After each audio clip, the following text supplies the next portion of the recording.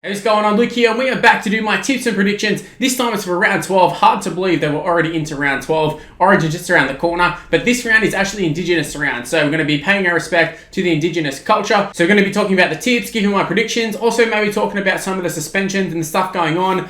Plenty of stuff to talk about, like George Williams, Blake Green's retirement, stuff that we can bring up as the team's being discussed. So let's get into my tips and predictions. Let's start with the first one. First game of the round sees the Brisbane Broncos hosting the Melbourne Storm. Now going into this game, if you looked at it last week, you would have thought Melbourne would absolutely smash the Broncos.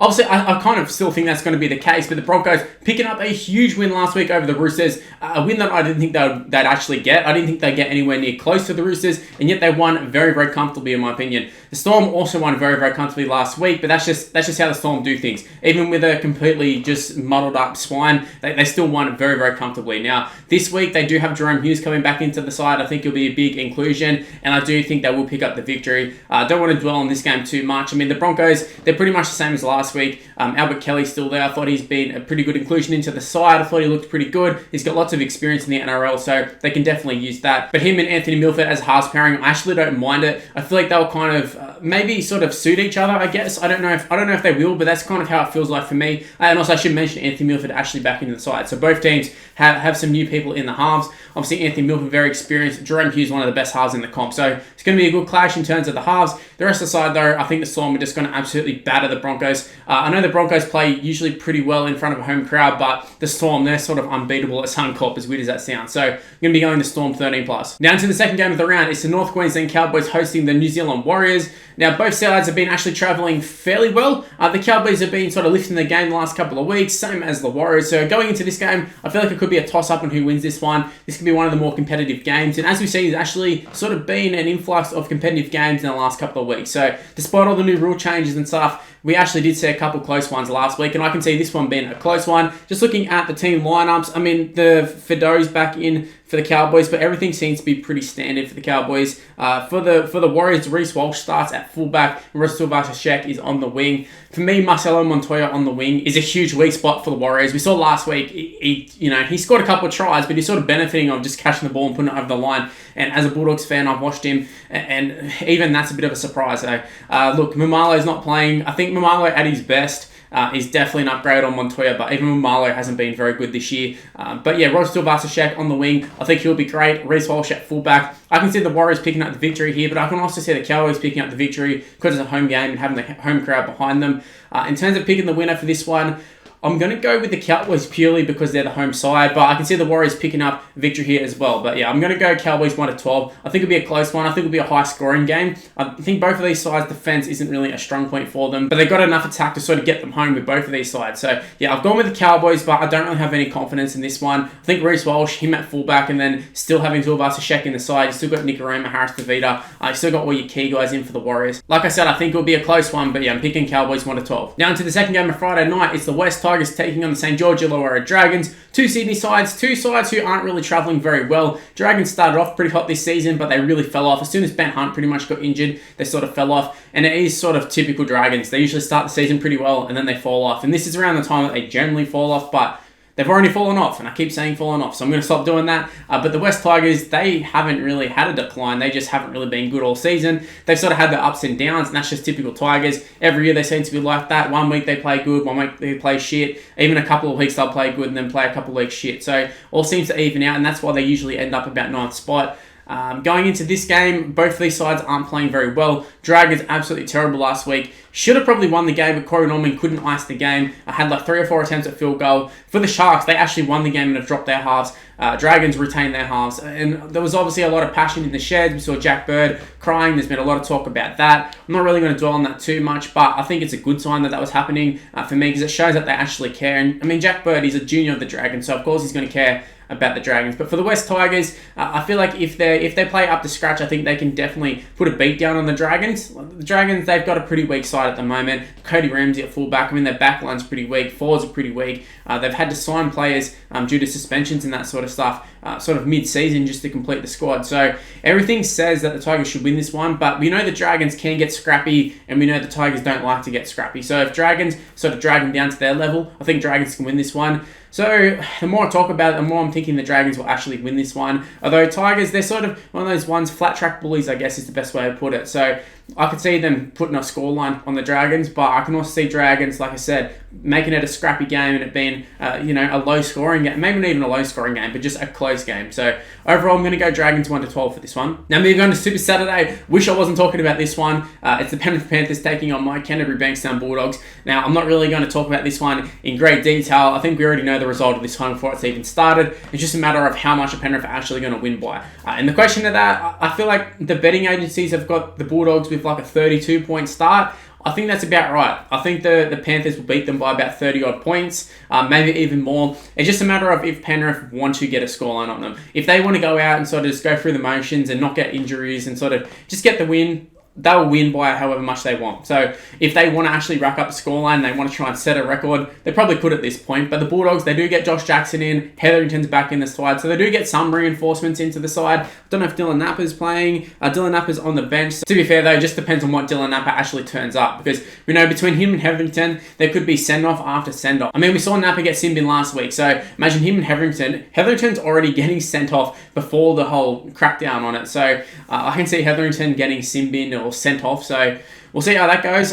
It could be a nervous game for Bulldogs fans. Now we move on to the second game of Super Saturday. We go from an absolute mismatch to this one being a fairly competitive one. We have the South Sydney Rabbitohs taking on the Parramatta Eels. Now in terms of picking a winner, I think both of these sides could both win this one. I think they're very evenly matched as to why they're both in the top four. Look, the Eels, they've had their moments throughout the season, as have the Rabbitohs.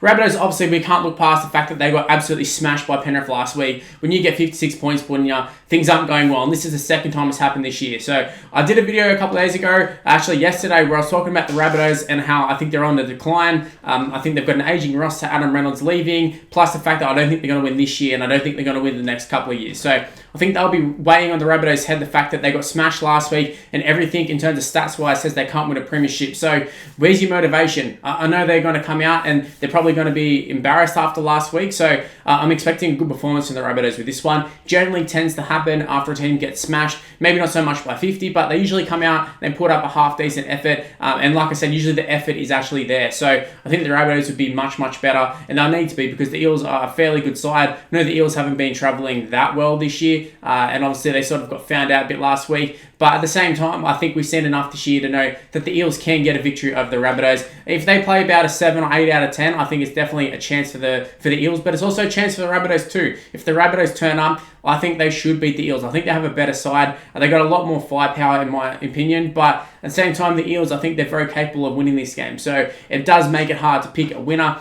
Cameron Murray's back for the Rabbitohs though, so I think that's going to be a big inclusion. And for that reason, and also it's a home game, it's not a banquet, so for that reason, I'm going to go a victory to the Rabbitohs. I think it's going to be 1-12. I think it'll be a close one. I just think last week, the embarrassment from Penrith for the Rabbitohs, I think it'll be too much for them. I think they'll come out and they'll be fired up, ready to go, looking to prove a point. Obviously, I don't think it's going to be much for the rest of the season, but just in terms of this week, I think it's going to be a big thing for the Rabbitohs. And also going forward for the Eels, if they happen to lose this one to the Rabbitohs, I'm not sure what that means for their season. So it is a big game. It's going to be a big clash, and I think it's going to be a great game too. So yeah, Rabbitohs 1-12. Now we move on to the last game of Super Saturday. It's the Sydney Roosters taking on the Canberra Raiders. A couple of years ago, both these sides played in the grand final. Obviously, we had the 6th-game call, but so much has changed since then. A lot of players aren't playing anymore for that club. Obviously, in the lead-up to this game, the whole Raiders situation with George Williams, there's been a lot of turmoil at the Raiders. I don't think it's been any secret, but there also has sort of been a secret in terms of what's actually getting out. So we know something's up, but we're not sure what's actually happening at the Raiders. Now, they've come out, they've announced that George Williams has been released effective immediately, which means he's obviously not going to be playing this weekend. He's not going to be playing regardless of what's happening in the outcome of this. But the whole George Williams coming out and saying that he didn't ask for a release, at least effective immediately anyways, and that he was happy to play to the end of the season, and he had mental health problems and the Raiders kicked him to the curb. I think this is going to be very, very detrimental to the Raiders. I'm really keen to just see what happens in this game, purely from that standpoint, just to see how this actually affects the Raiders. Are they going to come out and they're going to put in? Are the players going to be pissed off? Are they going to come out fired up? Is it going to be kind of what I'm expecting for the Rabbitohs? Are they going to come out fired up after not playing very well the last couple of weeks and come out and put in a good performance against the Roosters, especially a Roosters side that they don't like? So there's so many questions to be asked about this game. Even in terms of the Roosters, last week, did we see them get exposed? Did we see Sam Walker get exposed? Definitely wasn't one of his better games. But at the same time, James Tedesco, a couple of try assists for him. He was actually played pretty well last week. So I think the Roosters, as long as they play half decent, I think they should get the job done. But this is the Raiders we're talking about, and this is the Raiders up against the Roosters. We've seen in the past them fly up against the Roosters. I know everything's not going smoothly for even both of these sides.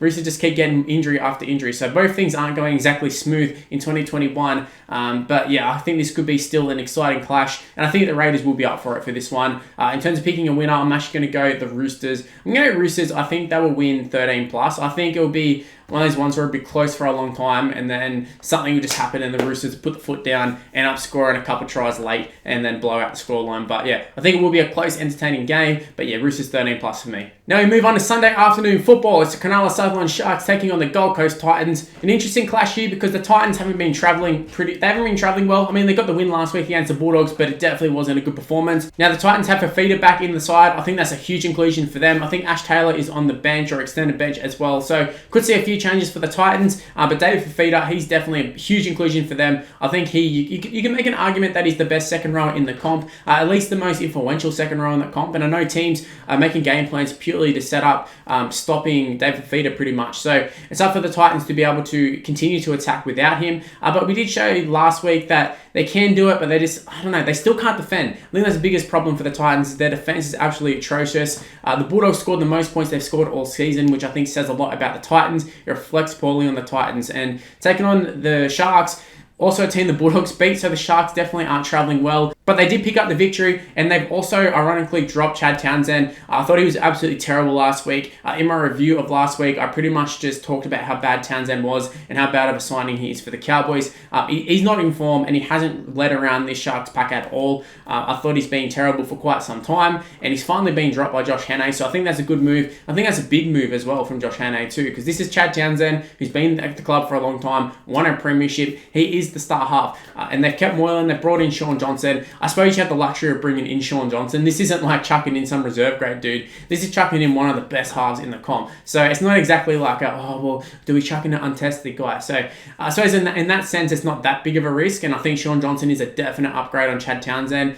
But yes, Townsend did kick the field goal last week to get the win. But my point was that the fact that he played so badly that they shouldn't have even been in a position where they had to kick a field goal. And they should have lost it realistically too, because Norman missed so many kicks. But yeah, in terms of this game, picking a winner, I think you can't go past the Titans in this one. I think Dave Fafita back in the side. The fact that they've still been winning, they haven't been winning great, but they've still been winning. Then you add in Fafita into this side, and I think they go to the next level. I think Fafita himself can just run amok over the Shark side. So wouldn't be surprised if Fafita comes in and scores a couple of tries. I'm going to be picking Titans 13 plus. Now into the last game of the round. It's the Newcastle Knights taking on the Many-Warrigah Seagulls. Now straight up, I'm going to say I think Manly's going to win this one. They are in fine form. Obviously, absolutely put a hiding on the Eels, but I think last week everything just fell into place for them. The whole Bob Fulton situation, coming against the Eels, who are a bit of a rival for them too, even a top 4 rival, but just in a traditional sense, also a rival. So there was going to be a lot of passion in that game, and there definitely was. The Manly forward pack, I've never seen them so fired up in their life. Even in terms of guys like Jason Saab putting shots on Sevo,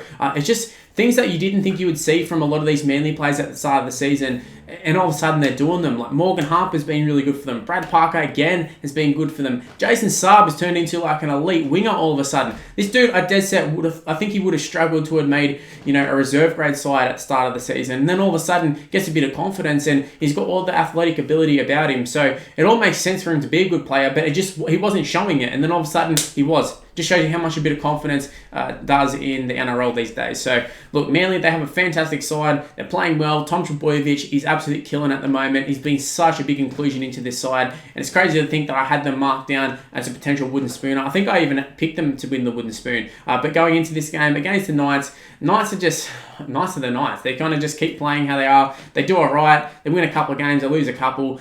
They kind of remind me of the Tigers, like in the sense that I feel like the Knights, that they're probably going to end up finishing like 9th or something. They just win a game, they lose a game, they win a game, they lose a game. They win 2, they lose 2. They're just very like a 50-50 side.